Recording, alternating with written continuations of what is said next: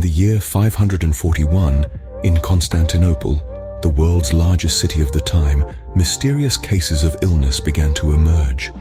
Constantinople, a bustling hub of trade and culture, sat at the heart of the world, welcoming merchant ships from distant lands. With every new arrival, the city's population grew, and so did the unseen threat, a silent, deadly disease that was about to change history. At first, the disease seemed like an anomaly, a series of unconnected, mysterious ailments. But as the months rolled on, the number of cases started to rise alarmingly. The city's vibrant streets began to echo with the cries of the sick and the dying. The once bustling markets turned into ghost towns. The mysterious disease was not just an anomaly anymore. It was a full-blown epidemic. By the summer of the following year, Constantinople was in the throes of a crisis. The death toll climbed to an unthinkable 5,000 people per day. Families were torn apart, and entire neighborhoods were wiped out. The city's grandeur was overshadowed by the specter of death. The disease showed no mercy, claiming the lives of the young and old, the rich and the poor. The epidemic did not stop at the city walls. Like an uninvited guest, it hitched a ride on the merchant ships, spreading to other parts of the world. The disease was relentless, crossing borders and seas, leaving a trail of death in its wake. From then until 750, this mysterious disease spread to various parts of the world, killing more than 30 million people. It marked one of the most devastating pandemics in human history. This tale from the past serves as a stark reminder of the power of diseases and their potential to change the course of human history. Infectious diseases, those that one person can transmit to another, have always existed throughout human history. However, a pressing issue we face today is their increasing frequency. This is not because diseases are being created in laboratories, as some purveyors of misinformation might claim. Rather, it's our current living conditions that make disease transmission much easier.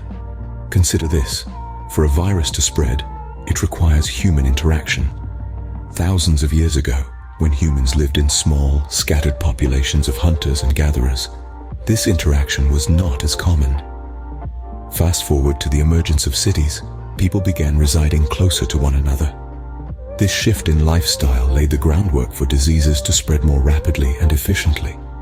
The concept of pandemics, diseases that spread across countries or continents, became more pronounced. The more we advanced as a civilization, the more interconnected we became. The advent of trade routes, the expansion of empires, and the rise of global travel all played a part in the spread of diseases. In the 21st century, our world is more interconnected than ever. We live in a global village where information, goods, and unfortunately, diseases can be transmitted across the globe in a matter of hours. A person carrying a virus can board a plane in one country and disembark in another, infecting people along the way.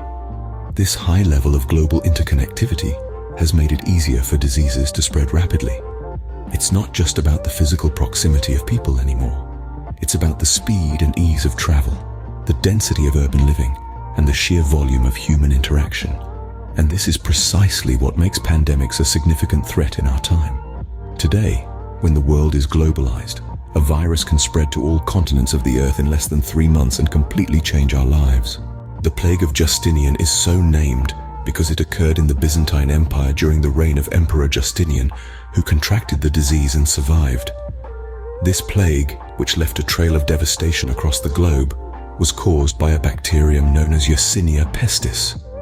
Now, Yersinia pestis may sound like an unfamiliar name, but it's a name that has been etched into the annals of history for its role in some of the most catastrophic events in human civilization. This bacterium found its way into the human population through a rather unlikely source: fleas that feasted on infected rats before turning their attention to humans. In the bustling city of Constantinople, the greatest metropolis of that era, conditions were ripe for the spread of this bacterium. The city was awash with people from all corners of the world.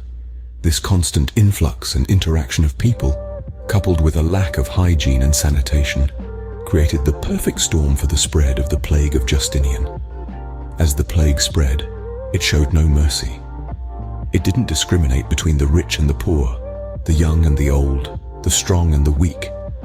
It swept through the city like a wildfire, leaving death and despair in its wake. Between the years 541 and 750, the plague of Justinian claimed the lives of more than 30 million people. To put that into perspective, that was more than 10% of the world's population at the time. Imagine that for a moment. 1 in every 10 people on Earth succumbing to the same disease. It was a catastrophe on an unimaginable scale. But the devastation didn't end there. The bacterium that caused the plague of Justinian would later resurface to cause yet another pandemic, one that you're probably more familiar with. But let's not get ahead of ourselves. That's a story for another scene. This bacterium, which killed more than 30 million people between 541 and 750, represented more than 10% of the world's population at that time. Years after the plague of Justinian, Yersinia pestis also caused another pandemic, which you've probably heard of, the Black Death. This pandemic, also referred to as the bubonic plague, holds the infamous title of being the most devastating pandemic in recorded history. Between the years of 1343 and 1353, the Black Death swept across continents, leaving a path of destruction in its wake. It was a decade of despair as the death toll rose to a staggering 75 million people. Yes, you heard it right. 75 million lives were snuffed out by this deadly disease in just 10 short years. The Black Death was relentless, showing no mercy as it ravaged communities. It was a time of unprecedented loss and mourning. Whole families were wiped out, and communities were left decimated. The eerie silence left in the wake of the Black Death was a stark reminder of the sheer magnitude of lives lost. This pandemic was not just a health crisis, it was a social and economic catastrophe. The Black Death led to a severe labor shortage across Europe, causing wages to rise.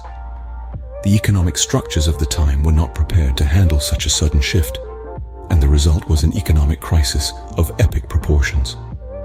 The Black Death was a grim reaper, indiscriminately taking the lives of the young and the old, the rich and the poor, the powerful and the weak. It didn't discriminate, it decimated. It showed us the fragility of human life and the devastating impact a single disease can have on our world. To put it into context, 40% of Europe's population was wiped out by the Black Death. Imagine the sheer scale of that devastation. It's hard to comprehend, isn't it? In the face of such a disaster, humanity was pushed to its limits. Yet, we endured, we learned, and most importantly, we survived. 40% of Europe's population died from the Black Death, leading to a major economic crisis. As we've seen, pandemics are not unique to our time. They have occurred throughout history, causing devastating loss of life. Our journey began in Constantinople in the year 541, when a mysterious disease started claiming lives. The city, being a major global hub, saw an alarming increase in cases and deaths, culminating in a chilling 5,000 deaths per day. This was the onset of a pandemic that would go on to claim over 30 million lives worldwide. Infectious diseases have always been part of human history. However, the frequency of pandemics has increased over time, not due to any sinister laboratory creations, as some might claim, but because our current living conditions make the spread of these diseases easier. The more we interact, the more a virus can spread. This wasn't as common thousands of years ago when humans lived in small, scattered populations. But with the emergence of cities and close-knit societies, pandemics have become more common. We then revisited the plague of Justinian, a pandemic caused by the bacterium Yersinia pestis, transmitted through fleas, lice, or infected rats. Poor hygiene and sanitation, coupled with a large influx of people from around the world, exacerbated the spread of this bacterium.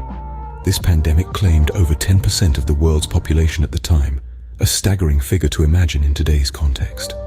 Our journey culminated with the Black Death, a pandemic that was, without a doubt, the deadliest in history.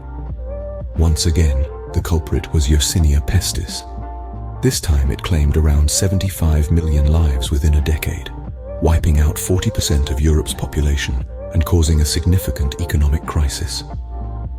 In the face of such historical pandemics, it's important to remember that through scientific advancement and global cooperation, we can and have overcome these challenges.